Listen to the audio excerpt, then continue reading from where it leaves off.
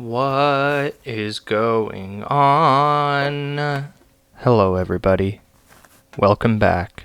I'm back to another Fransisco Goya Los Caprichos drawing. This time I'll be working from the plate Nobody Knows Himself. The world is a masquerade.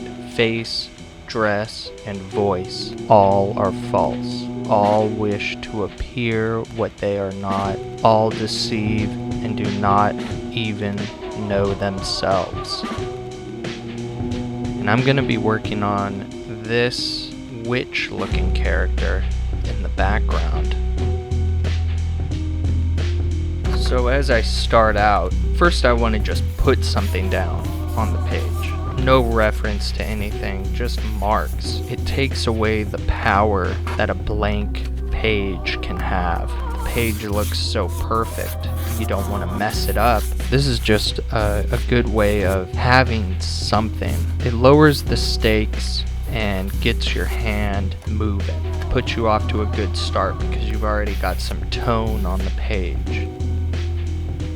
The things I'm focusing on this are the ordering of the light and dark tones, the form, having expressive gesture, and good-looking shape designs.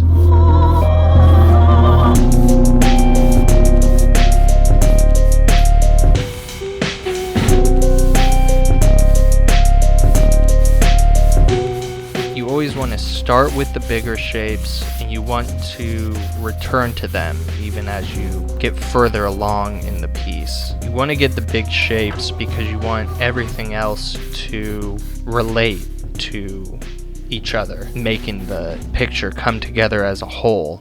I know that I've done this, where you get into the fine details of the eye or something. It looks great when you're honed in, but when you step back and look at it as a whole, you might realize, oh, that's not where it goes. You can end up having a very nice looking detailed feature in a place that doesn't make any sense. So keeping a vision of the whole piece is always valuable to remember.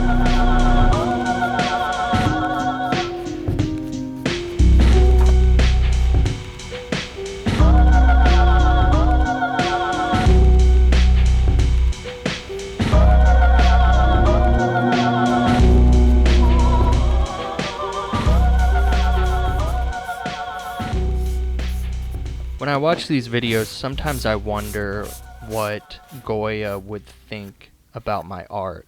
Not necessarily my copies of his art, my art in general. I was just looking up Goya before I started this to maybe find something interesting to talk about. Goya had some sort of illness that made him deaf. Apparently he was very paranoid and kind of a recluse and maybe had some anger issues. So I don't know what he would think of my art. He might be mean about it. Just looking at his Wikipedia page, it's interesting that he's considered the last of the old masters and the first of the moderns. And I find people who are in transitional eras like that, their work tends to interest me more. It tends to be more original. It's influenced by what came before, but different, and different from what came later. So in music, a band that comes to mind is Black Sabbath, where they're pretty universally considered to be the first heavy metal band. But they weren't thinking of themselves as a heavy metal band. They were thinking of themselves as a rock and roll band, and did this thing that was influenced by that, but progressing it to another level. There's just something special about those transitional artists to me.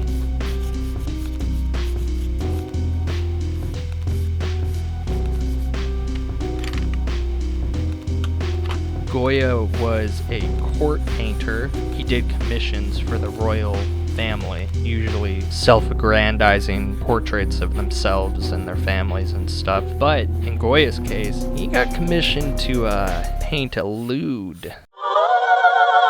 for a prince or an archduke or something. Apparently at the time it was very scandalous to just paint a naked woman with no like mythological context or narrative context behind it, just nudity. That type of art was frowned upon. And that painting that he did, La Maja Desnuda. Someone's going to correct me on that pronunciation. It just means the nude Maja, and was confiscated by the Inquisition. Now it's in the Prado in Madrid, and I've seen it. I was 16. My sister was a foreign exchange student in Spain, and my family went to the Prado while we were there visiting her. Prado is a big national museum in Spain. The Garden of Earthly Delights by Hieronymus Bosch is there, and it must have been, because it's like a triptych, opens and you can see the painting, but they keep it closed a lot to reduce the amount of exposure it has to the light. The Garden of Earthly Delights must have been closed when I was there, because there's no way I would have seen it and not been super influenced by it. In any case, I don't remember seeing the Garden of Earthly Delights, but I do remember seeing, when I think about that trip to the Prado with my family, are two Goya paintings. The first one, the most vivid Goya memory, was the painting Saturn Devouring His Son. I was 16, super into heavy metal, long hair, studded wristband, Cannibal Corpse chain wallet, and I found Goya's Saturn Devouring His Son. My mom somewhere has to have a picture of me wearing like an Ozfest t-shirt and standing in front of this painting looking very metal. I couldn't believe that people painted stuff like this back then, and they kind of didn't. He was up to something different back then. But it looks like it belongs on a Slayer album cover or something. And so I vividly remember seeing that. And then the other painting that spoke to me was the nude Maja painting. Because of my exploding hormones and 16-year-oldness. So those are the two paintings that I have memories of looking at the Prado. And they say a lot about who I was when I was at the Prado. There was like an app or something where you could see like a group of people, and then you could see like two paintings that were their favorite at the Prado, and then you had to guess which ones the people were in the crowd that chose those two paintings. If I was in that picture of people and you saw those two paintings, you would, yeah, that's 100%. It's that kid right there that liked these two Goya paintings at the Prado. That would, as a side note, that would be the most pointless app ever, but I kind of want to see it made. So back to the drawing at hand. The whole time I'm working on those things I mentioned at the beginning. The big forms, the values, expressive gesture, and shape. I use the eraser as a drawing tool, not as a way to correct mistakes.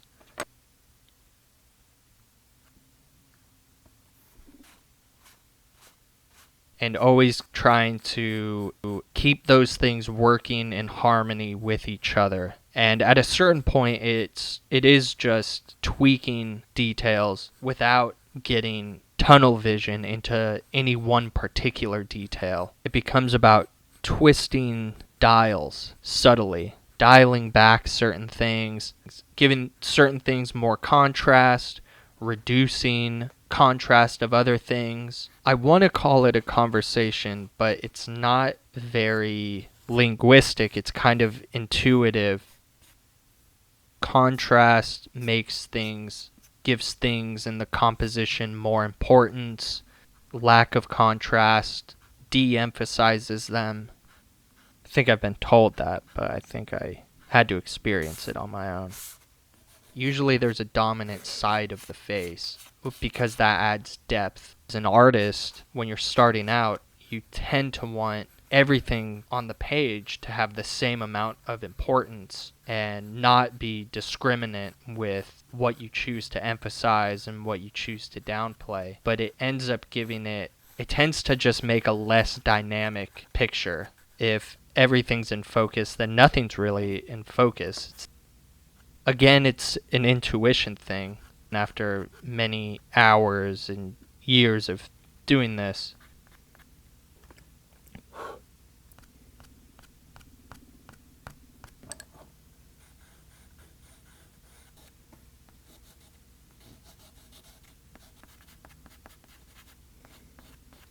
all the materials I use in this video, except for the tissue paper. I'll link a box of tissues. All the materials I'm using, including a box of tissues, are linked in the description. And if you use those links to buy these art supplies, I get a small cut of what you spend. So no pressure, but the links will be in the description.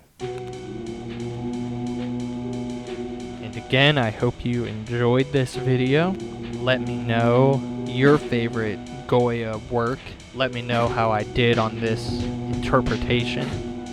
If you found this video valuable, there are many ways that you can support it by going to parkerwinans.com. I have some new pieces available through my store. I have some new merch coming soon. I have skateboards now available. I have a band camp. If you like the music in my videos, that's where you'll be able to find said music. Thank you.